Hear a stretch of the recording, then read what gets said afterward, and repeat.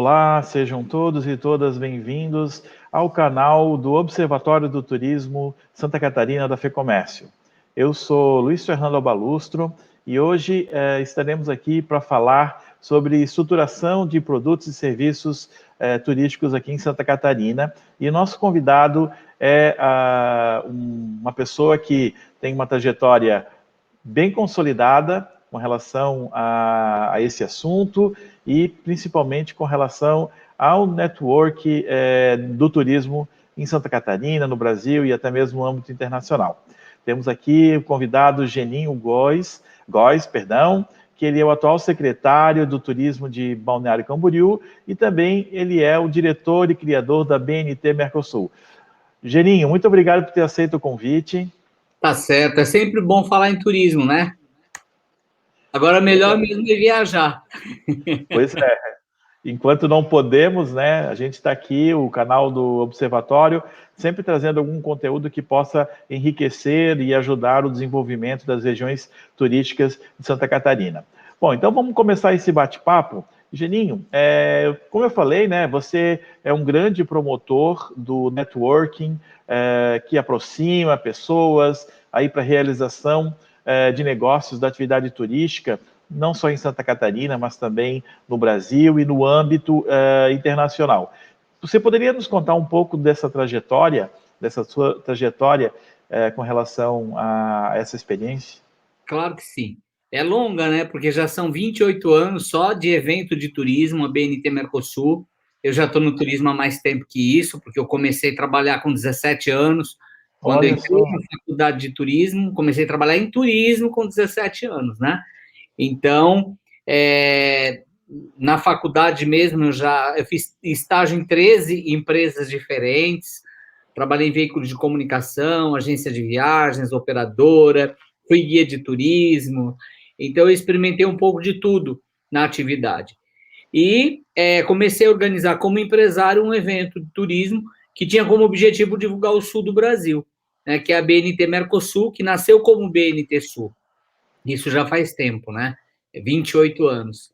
Então, em 93, o evento aconteceu em Balneário Camboriú, a primeira edição, depois nós fomos para o Beto Carreiro, o primeiro evento teve 440 participantes, e depois nós passamos dos 6.000, né, participantes. Então, é um evento que se consolidou com muita parceria do poder público, iniciativa privada, é um evento focado para o agente de viagens, e com certeza, por ele ser no estado de Santa Catarina acaba sendo uma vitrine, né, nacional, e é um evento também que acontece que atrai muita gente de outros países. Esse ano, excepcionalmente, nós fizemos uma edição online, e eu posso te garantir que foi o melhor evento online do turismo durante a pandemia. Isso eu acompanhei e posso afirmar isso, que foi o melhor evento que eu participei, realmente. E foi assim, o melhor não só em organização, mas em participação de público, porque o grande desafio é você fazer um evento e você ter público. No presencial já era isso. E no online também. E a gente conseguiu todas as salas de capacitação, que foram 6, todas com mais de 300 participantes, entendeu? Então, é incontestável a pessoa dizer que não teria, assim, todos com agentes de viagens, com profissionais. Mas o tempo permite com que a gente vá acertando mais, né? Dizem assim que o diabo é diabo, não é porque ele é esperto, é porque ele é velho. Ah, sim. É isso aí. Mas eu queria até que tu contasse um pouco mais, né? Falando sobre talvez alguma passagem interessante ou citando aí algum exemplo de o quanto a BNT contribuiu para o posicionamento das regiões turísticas e dos destinos catarinenses, né? Perante o Brasil, perante o Mercosul. Né, se você pudesse contar algum exemplo ou citar ali alguma particularidade nesse sentido. Eu digo que a BNT é um evento muito diferente do que eu conheço em outros lugares. Porque, primeiro, ela vende estrategicamente o Brasil. Então, você vai para outros eventos, claro que eu não vou citar nomes, e você tinha muitos estandes dos Estados Unidos, da Europa, Caribe, né, América do Sul, vendendo assim, tipo, estimulando com que o brasileiro vendesse em outros países.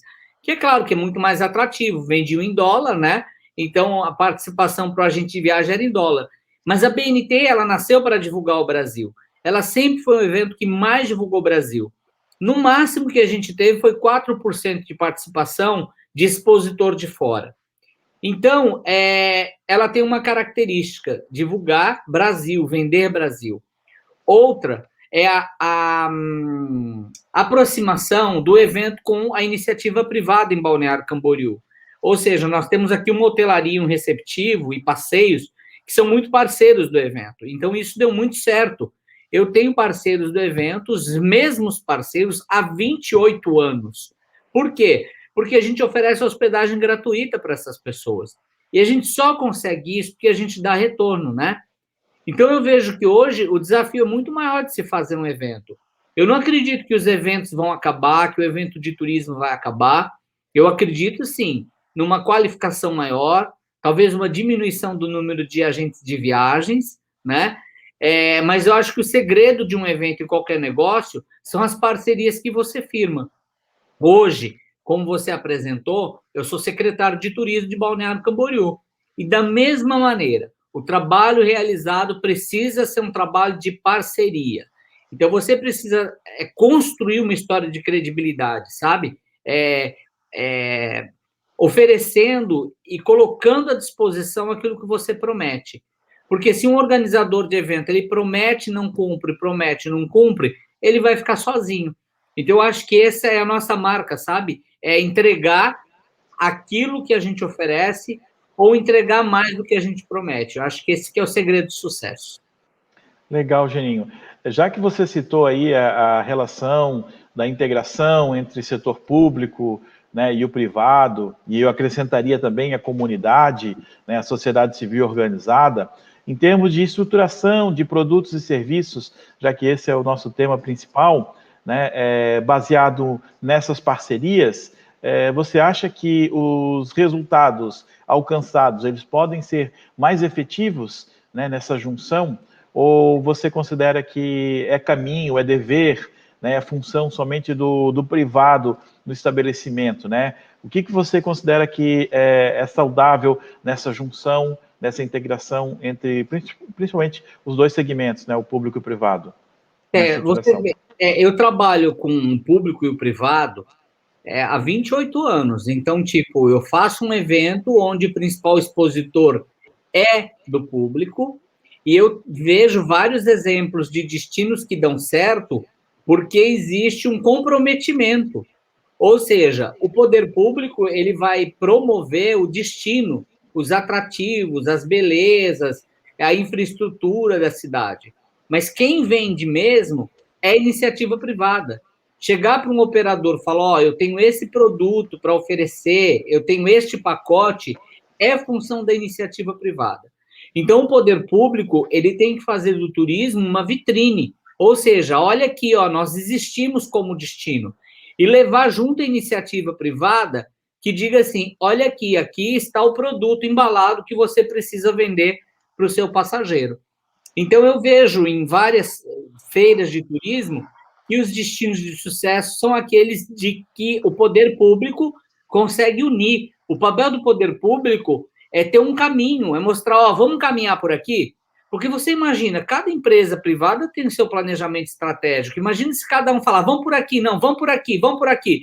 Então, o papel do poder público é ouvir todo mundo, estabelecer uma meta e um caminho para que todos possam andar no mesmo caminho, né?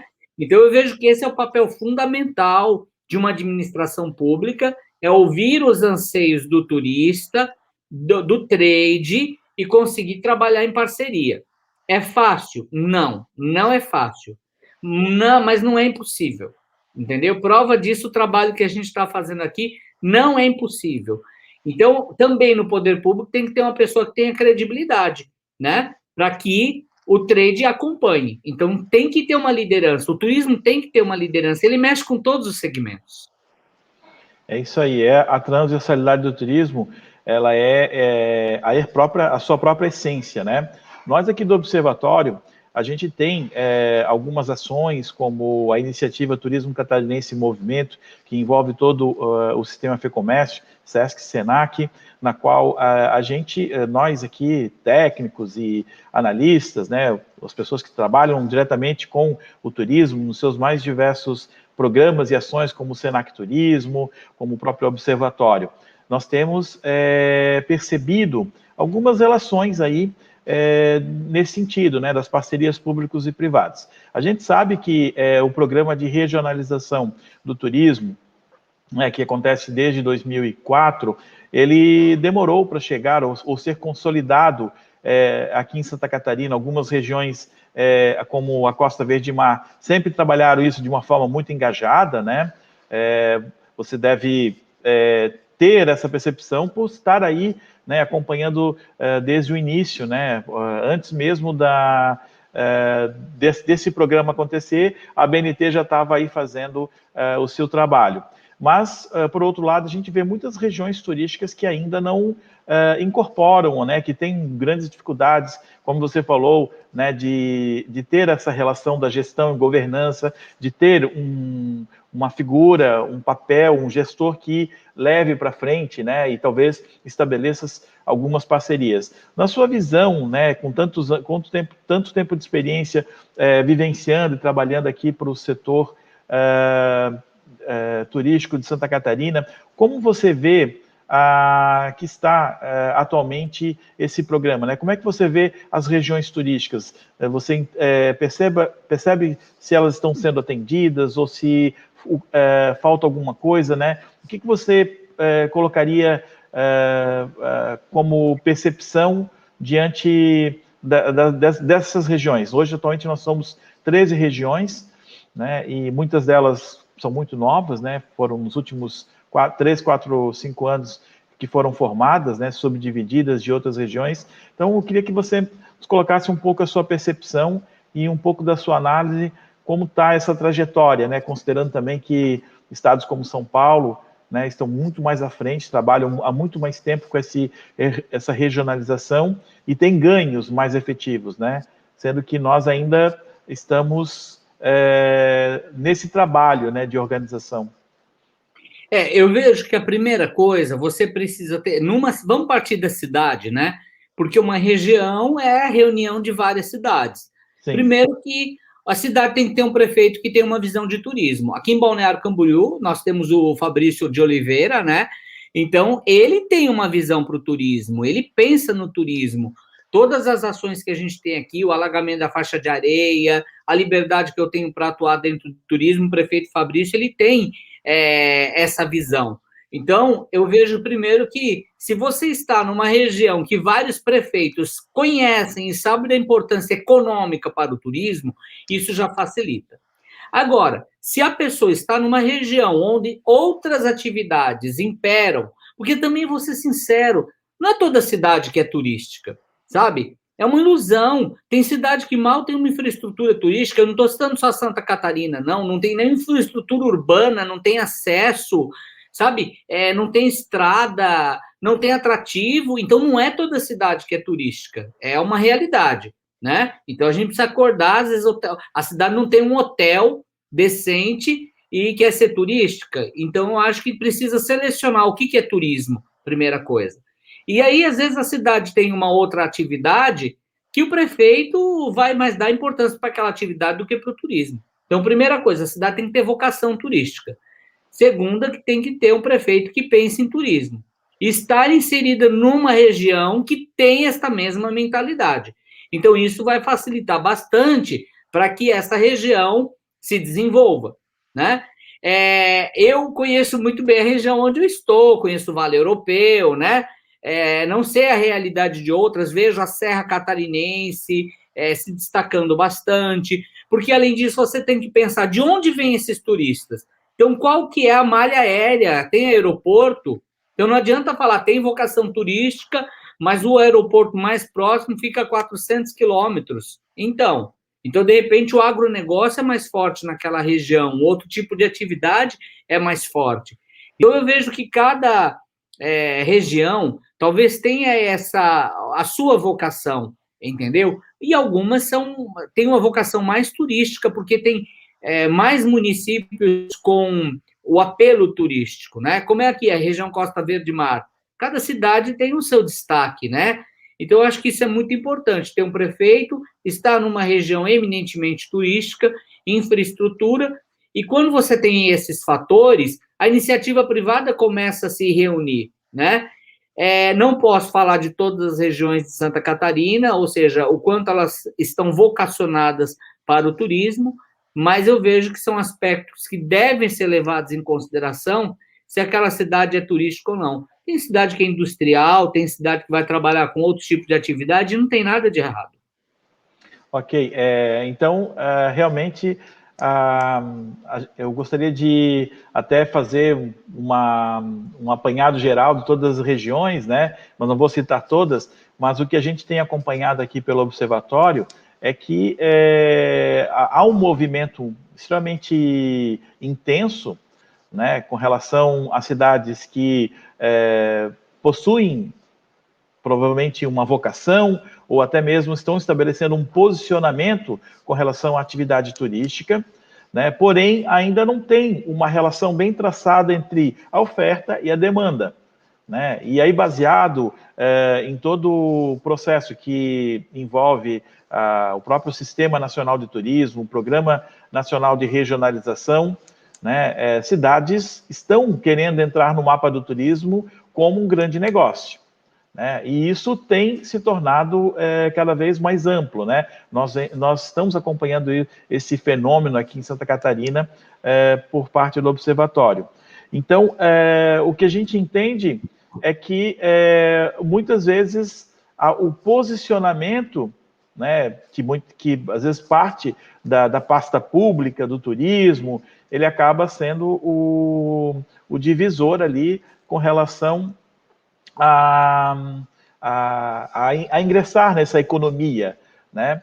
E você considera que, mesmo que o destino, né, vou tocar assim em questões mais transversais, mesmo que o destino não tenha uma vocação turística pela questão da oferta relacionada à demanda, mas ele pode utilizar, fazer uso da cadeia produtiva do turismo com relação a outras novas economias, como a economia colaborativa, a economia circular, a própria economia criativa, num processo de inclusão, porque muitas das cidades, né, só para concluir essa pergunta que eu vou fazer, muitas das cidades que estão se posicionando veem no turismo uma oportunidade, né, de inclusão, de geração de emprego e renda, até mesmo com relação à evasão do jovem agricultor. Muitas cidades que têm no seu DNA a base, o PIB do agronegócio, querem, né, se inserir na economia do turismo, até mesmo como uma possibilidade, aí, uma oportunidade de geração de emprego e renda, né, digamos assim, que seria a promessa do turismo.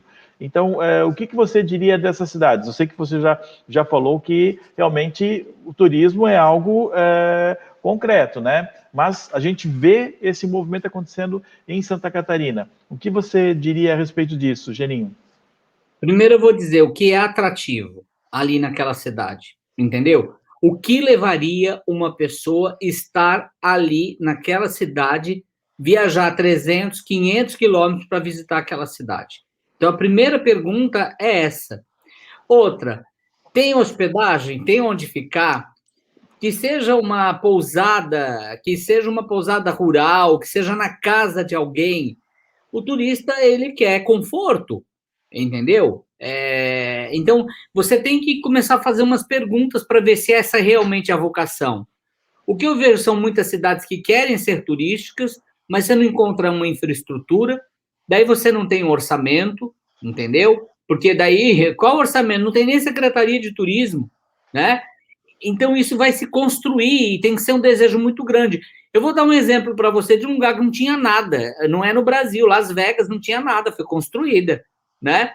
Teve muito dinheiro. Dubai é um outro lugar também que não tinha nada, no meio do deserto, mas se fez com muito dinheiro.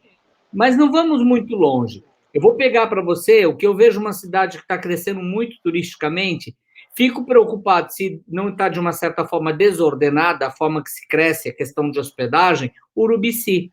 Eu estive lá faz pouco tempo.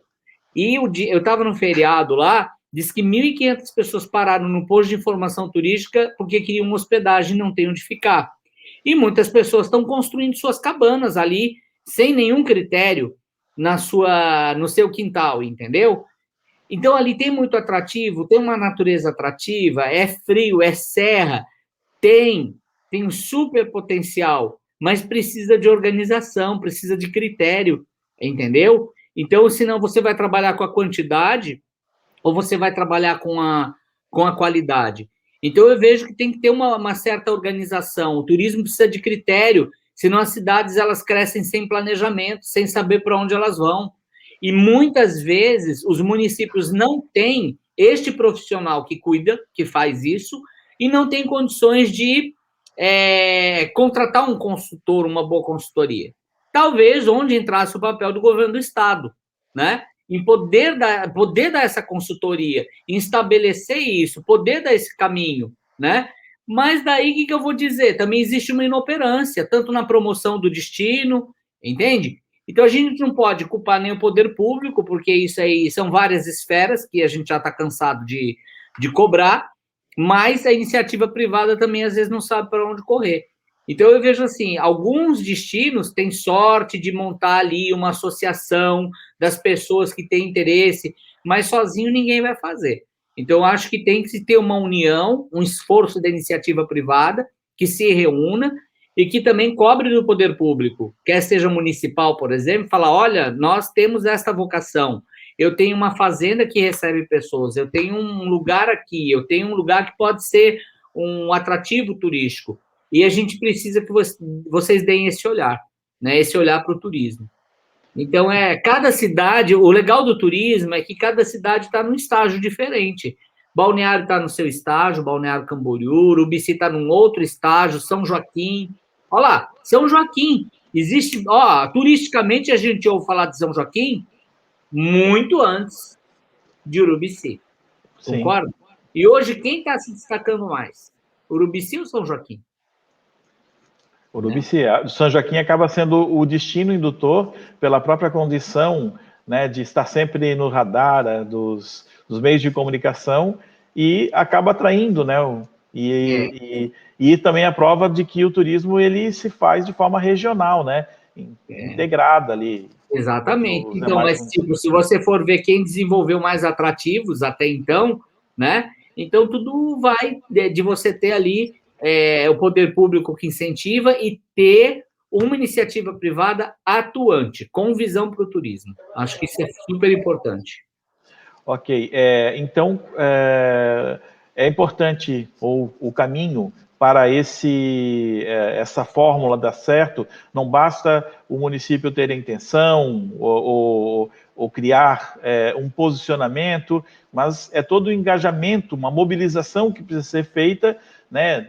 E aí entra os aspectos de infraestrutura, de atração de empreendimentos, e aí inclui também ações do legislativo, ou seja, para que a receita dê certo, é preciso uma rede de cooperação, como você falou, né, que se estabeleça uma rede de cooperação fortalecida para que todo o engajamento, tudo aquilo que se planeja, consiga ser concretizado, né? Se por acaso uma região não tenha um sistema, meios de hospedagens adequados, né, dentro de critérios para que o destino possa ser considerado dentro de uma gestão de qualidade, e isso precisa ser feito concomitantemente com toda a mobilização, com toda a relação de qualificação.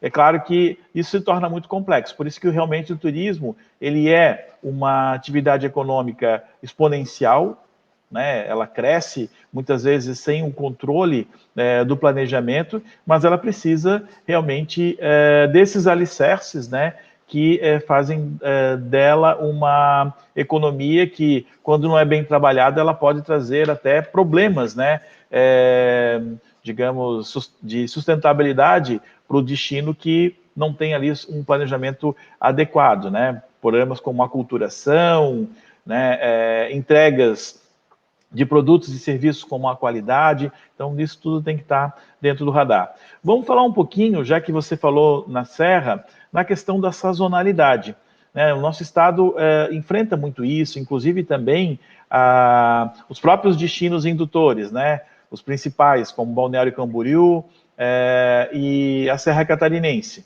né? Urubici, por exemplo, que a gente entende ali bem essa questão da sazonalidade. Urubici, Serra Catarinense, com uma atratividade maior no período do inverno, apesar de que vários segmentos, vários atrativos são pensados também para que quebre essa sazonalidade, né? Um exemplo disso é os produtos e os serviços que as vinícolas, né, as vinícolas, pequenas vinícolas oferecem. No caso de Balneário Camboriú também a gente tem essa quebra da sazonalidade a partir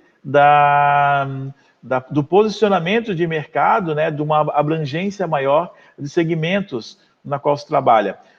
O que você considera que é interessante, né, para que as regiões turísticas catarinenses que têm, no caso, esse problema para resolver, né, e eu até diria, talvez, Florianópolis, né, também como um destino indutor, diferentemente de Balneário Camboriú, tem mais dificuldade, né, nessa questão da sazonalidade de trabalhar o seu mercado turístico, né? Que dica que você daria, né, para essas regiões, para esses locais, esses destinos, com relação a quebrar essa sazonalidade, romper essa sazonalidade, assim como Balneário Camboriú fez, né, nos últimos anos? Olha, eu vejo que a sazonalidade não existe milagre. Por exemplo, ninguém vai para a praia no inverno, entendeu? Não. Tipo, para tomar banho de mar. Não adianta, não vai, né? Então, é a mesma coisa. A serra combina muito mais com frio do que com calor, né? Isso é natural. Mas existem duas coisas que podem quebrar isso: equipamento turístico, que atende o público o ano todo, e Balneário Camboriú está se destacando neste cenário pelos incentivos que tem, pelas empresas que começaram a se instalar aqui, como atrativos, os parques, né? O Parque de Praias, a Big Wheel, que é a nossa roda gigante, Aquário, Museu da Imagem e do Som, Museu do Automóvel. Então, isso faz com que o turista ele tenha mais tempo para ficar aqui, ou seja, ele queira ficar mais tempo. E uma outra coisa são os eventos, ou seja, os acontecimentos. Você tornar viva uma cidade que não tinha vida num determinado período. E tudo isso dá muito trabalho, porque para você ter equipamentos de qualidade, você tem que ter meios de hospedagem de qualidade, você tem que ter projeção. Vamos dizer assim, ó, o que faz uma operadora escolher um destino para colocar na sua prateleira? É só você ir aí nas grandes operadoras e ver o que eles estão colocando na prateleira. São os destinos consolidados, são os destinos que oferecem tudo isso e que podem estar a maior parte do tempo numa vitrine, né? Então, isso, a gente tem exemplos no Rio Grande do Sul, Gramado, Canela, que foram cidades construídas para o turismo. E que, assim, a sazonalidade também é quebrada graças a esses equipamentos, né? Ou seja, você pode ficar na cidade uma semana que você vai ter o que fazer, tá? Vou dar um outro exemplo para você. No Brasil, tá? Porque, eu conheço todo o país. Eu posso dizer isso porque eu fui consultor também de turismo. Então, tipo, vamos dar o exemplo de Bonito, no Mato Grosso do Sul, né? Bonito desenvolveu toda uma região. O empresariado lá se desenvolveu, se organizou para isso acontecer. Mas ele também tem a sazonalidade dele, porque tem um momento lá que ninguém consegue mergulhar naquela água, você entende? Né? Mas eles têm outras opções, tem cavalgada, eles lançaram outros atrativos também. Então, acho que é importante, essa diversificação é importante, e que os municípios tenham atrações, eventos, a cidade tem que ter vida, né? E evento, por exemplo, aí em Lages tinha um evento, a Blumenau é um exemplo, aí é o Oktoberfest. Então, esses eventos, eles atraem público. E, às vezes, em um mês, você movimenta uma economia como se fossem 3 meses de turismo. Legal. Que bom que tu traz aqui para nós essa visão, né, de estruturação. Não basta a estruturação de produtos, mas também o fomento a equipamentos, né, e principalmente a atratividade a partir do segmento eventos e negócios, que é uma uma grande vocação de Santa Catarina. Realmente Santa Catarina sabe promover eventos, seja ele das mais variadas áreas. Mas eu queria, para a gente começar aqui a finalizar o nosso bate-papo, né, Geninho, que você falasse um pouquinho sobre a sua percepção desse momento atual. Nós estamos hoje em plena pandemia, estamos aí com uma crise sanitária, uma crise econômica também, de certa forma, uma crise política, e que afeta diretamente ao turismo, né? A gente falou de eventos talvez seja um dos segmentos que mais estão sofrendo, né? E que, por outro lado, a partir de boas ideias, como no caso a própria reconfiguração da BNT Mercosul, né, deram a volta por cima. Mas eu queria que você deixasse aí a sua mensagem final, né, de como fazer, como proceder, ou como driblar essa problemática, né, transformando o problema em solução para o setor de turismo, né, diante da crise, porque, por enquanto, a gente não tem expectativa de retomada, sendo que nós ainda continuamos numa situação em alerta, né, pelo grande número de incidências, né, causados aí pelo vírus. Então, a gente tem uma realidade ainda dura. Então, queria que a tua mensagem fosse nesse sentido, né, de o que fazer para driblar, porque a gente conhece um pouco o seu trabalho, sabe que você é um expert, né, de trazer boas soluções, boas ideias, né, de trabalhar aí na perspectiva do antifrágil, né, de trazer, de entender a realidade, de aceitar o problema e trabalhar em cima dele, né? Então, qual a tua mensagem final para o turismo catarinense nesse sentido? Seriam muitas, né? Mas tem gente que já me procurou e fala, eu preciso resolver isso. Fala, milagre não é comigo, né? Então, eu vejo que iniciativa privada eu sou de iniciativa privada, e eu acho que é aprendizado para todo mundo que o mercado de eventos vai ser o último que vai voltar gradativamente, tá? E eu vejo que, primeiro, como iniciativa privada, as pessoas tiveram que aprender a reduzir os custos, tá? Fazer mais com menos colaboradores, colocar mais a mão na massa, mudar a estratégia, mudar a forma de divulgar, entende? Eu vejo essa forma. Como poder público, você não sabe o quanto a gente está trabalhando. A gente está trabalhando em Balneário Camboriú mais de 40 projetos, entendeu? E estruturando desde uma escola de turismo para a população, produzindo novos eventos. Em setembro a gente tem evento novo, que independe de aglomeração ou não, a gente vai decorar a cidade. Nós vamos ter um Natal de 2 meses, que vai acontecer com ou sem pandemia, porque são locais decorados para o Natal de uma cidade, entendeu? Eu tenho uma visão muito otimista, porque o ano passado a gente não tinha nem a perspectiva de vacina, né? Esse ano a gente sabe, você olha para a Inglaterra, você olha para os Estados Unidos, onde a população já está vacinada 80%, né? Que já estão andando sem máscaras, e esse vai ser o nosso caminho. Só que precisa ter uma agilidade nessa questão da vacina, né? Então, para mim, como gestor público, foi um momento de planejar, não é sem fazer nada. A gente está trabalhando muito com pesquisa, lançando turismo de experiência, trabalhando a questão do treinamento de quem recebe o turista, organizando novos eventos. Então, são inúmeros projetos que estão andando aqui, e quando esse movimento voltar, a gente vai estar preparado. Então, eu digo assim, quem é do poder público ganhou um tempo para planejar, entendeu? Para planejar. Porque eu digo, quem muito reclama, ele não quer solução, ele quer aliado, né? E a iniciativa privada tem que aprender a reduzir custo, tem que aprender a rebolar. De repente, o restaurante que fechou, ele pode trabalhar no delivery, entendeu? Então, quando você tem a crise, você tem que ver, ou ela vai te sufocar, te amedrontar, te deixar num canto, chorando, depressivo, ou você vai criar uma alternativa de solução. Você vai fazer, o seu evento era presencial, faça online. Você tinha um restaurante, fechou, faça o delivery. Você vendia, faça a marmita, ou seja, vai fazer alguma coisa. O que não dá para fazer é ficar numa postura de reclamar, de achar que é o fim, entendeu? Isso não dá para fazer, não é o fim. Então, eu vejo que a gente está vivo, e eu acho que o turismo é dinâmico, tem várias alternativas. mas ficar chorando e reclamando, eu acho que é a pior das posturas que alguém pode ter, seja no poder público ou na iniciativa privada. Pelo menos eu não fico assim. É isso aí, Geninho. Obrigado aí pela dica. Realmente, a pandemia provou que não dá para ficar parado, que é o momento de se planejar, se reorganizar, se ressignificar. E eu adorei aqui o nosso bate-papo, né? Garanto para você que você vai levar as suas ideias aí, as suas boas práticas também, que a gente sabe que você é muito referência aqui no estado, né, para outras regiões, para que possam realmente usar como uma boa dica, como referências para esse momento, né, e também para qualquer momento futuro de organização do turismo em Santa Catarina.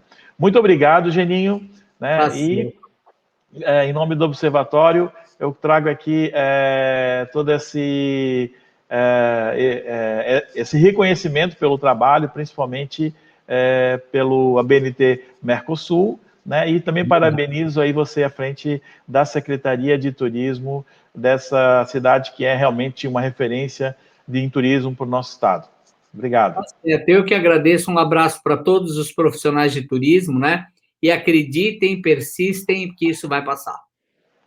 Ok, muito obrigado então. Boa noite a todos.